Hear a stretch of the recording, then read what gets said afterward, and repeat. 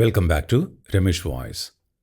നമ്മൾ ഇംഗ്ലീഷ് എങ്ങനെയൊക്കെ പഠിക്കാം, എൻ്റെ പരീക്ഷണങ്ങൾ, കണ്ടെത്തലുകൾ, അതിലുള്ള മറ്റൊരു വീഡിയോ ആണിത്.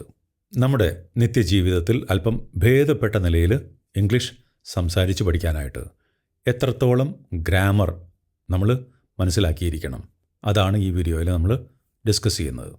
Don't over emphasise grammar. ഗ്രാമറിന് അമിത പ്രാധാന്യം കൊടുക്കരുത്.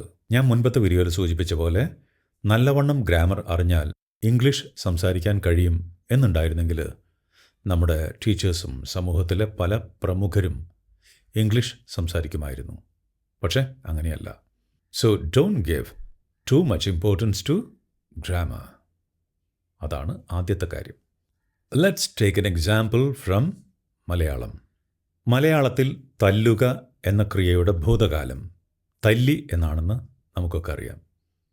എന്നാൽ കൊല്ലുക എന്ന ക്രിയയുടെ ഭൂതകാലം കൊല്ലി എന്നല്ല, കൊന്നു എന്നാണ്. എന്തുകൊണ്ടാണ് ഇങ്ങനെ വരുന്നത്?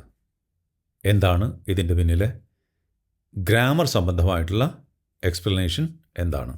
എനിക്കറിയില്ല. ഒരുപക്ഷെ നമ്മളിൽ ഭൂരിഭാഗം പേർക്കും ഇതറിയില്ല. പക്ഷേ ഇതറിയേണ്ട കാര്യമില്ല.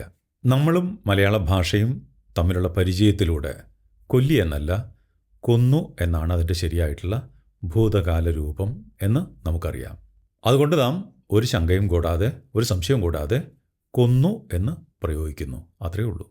മലയാളത്തിൻ്റെ കാര്യത്തിൽ ആ ഭാഷ നമുക്ക് ചുറ്റും എപ്പോഴുമുണ്ട്. നമ്മളും ആ ഭാഷയുമായി നിരന്തര പരിചയത്തിലാണ്. ഈ ഡിജിറ്റൽ യുഗത്തിൽ നമുക്ക് ഇംഗ്ലീഷായിട്ടും അങ്ങനെ നിരന്തര പരിചയത്തിലായിരിക്കാൻ പറ്റും. അതും ഏത് തലത്തിലുമുള്ള ഇംഗ്ലീഷായിട്ട് നമുക്ക് നിരന്തര സമ്പർക്കത്തിൽ ഏർപ്പെടാനായിട്ട് കഴിയും. വളരെ ഈസിയാണിപ്പോൾ.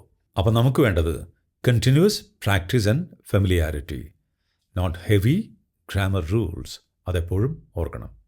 ഇംഗ്ലീഷിലെ ഈ ഒരു പ്രയോഗം ഐ എം ഡൺ, ഇത് പരിചയമില്ലാത്ത ഒരാൾ, ഇംഗ്ലീഷ് പഠിക്കുന്ന ഒരാൾ ഇത് കേൾക്കുന്ന വഴിക്ക് അന്തിച്ചു പോവും.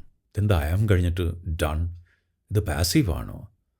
എന്താണ് ഇതിൻ്റെ പിന്നിലെ ഗ്രാമർ രഹസ്യം? തല പോഞ്ഞിട്ട് ആലോചിക്കും. I am done simply means I have completed something. എന്തെങ്കിലും ഒരു പ്രവൃത്തിയിൽ ഏർപ്പെട്ടിരുന്ന ആൾ അത് പൂർത്തിയാക്കി, അത്രയേ ഉള്ളൂ. ഇത് ഒരൊറ്റ പ്രയോഗമാണ്. അതിനങ്ങനെയാണ് നമ്മൾ മനസ്സിലാക്കേണ്ടത്. അല്ലാതെ അതിൽ നിന്ന് ഐ എം വേർപെടുത്തി ഡൺ വേറെയാക്കി എന്തുകൊണ്ട് ഇതിങ്ങനെ വന്നു, അങ്ങനെ ചിന്തിക്കേണ്ട കാര്യമേ ഇല്ല. I am done. അതുപോലെ it's over means the task is finished. Let's get started means let's begin now. ഇത്രയേ ഉള്ളൂ. ഇതൊക്കെ പ്രയോഗങ്ങളാണ്. അതങ്ങനെ തന്നെ മനസ്സിലാക്കണം. ഇംഗ്ലീഷ് പഠിക്കുന്നവരെ നമുക്ക് സൗകര്യത്തിനായിട്ട് ബേസിക്, ഇൻ്റർമീഡിയറ്റ്, അപ്പർ ഇൻ്റർമീഡിയറ്റ് എന്നിങ്ങനെ ഒന്ന് തരംതിരിക്കാം. ഇതിൽ ബേസിക് മുതൽ ഇൻ്റർമീഡിയറ്റ് തലം വരെ നിലവാരമുള്ള ഇംഗ്ലീഷ് കൈകാര്യം ചെയ്യാനായിട്ട് എത്രയൊക്കെ ഗ്രാമർ അറിഞ്ഞിരിക്കണം. നിങ്ങൾക്കറിയാം, subject, verb, object, sentence structure, ഇതൊക്കെ എല്ലാവർക്കും അറിയാവുന്നതാണ്. ഇനി I, you, we, they, he, she, it, pronoun എന്നാ പറയാം. എന്തോ പറഞ്ഞോട്ടെ, ഇതൊക്കെ നിങ്ങൾക്കറിയാം. ഐ, ഞാൻ, യു, നീ, നിങ്ങൾ, ഇതൊക്കെ അറിയാം നിങ്ങൾക്ക്. ഡെമോൺസ്ട്രേറ്റീവ്സ്, ദിസ്, ദാറ്റ്, ദീസ്, ദോസ്, എന്തോ ആയിക്കോട്ടെ, ഇവയുടെ അർത്ഥം, മീനിങ് മാത്രം അറിഞ്ഞാൽ മതി. അതൊക്കെ അറിയാം. ഇനി കുറച്ച് ടെൻസുകൾ: present simple, present continuous, past simple, past continuous, present perfect, past perfect, future simple, വേണമെങ്കിൽ ഫ്യൂച്ചർ കണ്ടിന്യൂസും. ബാക്കിയുള്ള ടെൻസിൽ വരുന്ന കാര്യങ്ങളൊക്കെ തൽക്കാലം ഈ ടെൻസുകളൊക്കെ വെച്ച് അഡ്ജസ്റ്റ് ചെയ്യാൻ പറ്റും, പറയാൻ പറ്റും. പിന്നീട് സൗകര്യം പോലെ നിങ്ങളുടെ താല്പര്യത്തിന് അനുസരിച്ച് പഠനം മുന്നോട്ട് പോകുമ്പോൾ ഒഴിവുള്ളപ്പോൾ ഒന്ന് മനസ്സിലാക്കുക, അത്രയേ വേണ്ടൂ. പിന്നെ question words, who, what, when, where, why, how, ഇതൊക്കെ നിങ്ങൾക്കറിയാം. ഇതിൻ്റെ അർത്ഥം അറിയാം. ഓക്കെ, ഇതൊക്കെ നിങ്ങൾക്ക് അറിയണതാണ്. ഇത്രയൊക്കെ അറിയണ്ടോ? പക്ഷേ എന്നിട്ട് നിങ്ങൾക്ക് സംസാരിക്കാനായിട്ട് പറ്റുന്നില്ല. വളരെ സിമ്പിളായിട്ടുള്ള കാര്യം പോലും പറയാൻ പറ്റുന്നില്ല. അതിന് കാരണമുണ്ട്. അതുകൊണ്ടാണ്. അല്ലാതെ സംസാരിക്കാൻ മാത്രമുള്ള ഗ്രാമർ നിങ്ങളുടെ കയ്യിൽ ഇല്ലാത്തത് കൊണ്ടല്ല നിങ്ങൾ ഇംഗ്ലീഷ് സംസാരിക്കാത്തത്. പിന്നെ ചില കോമൺ ഹെൽപ്പിംഗ് വേർബ്സ്.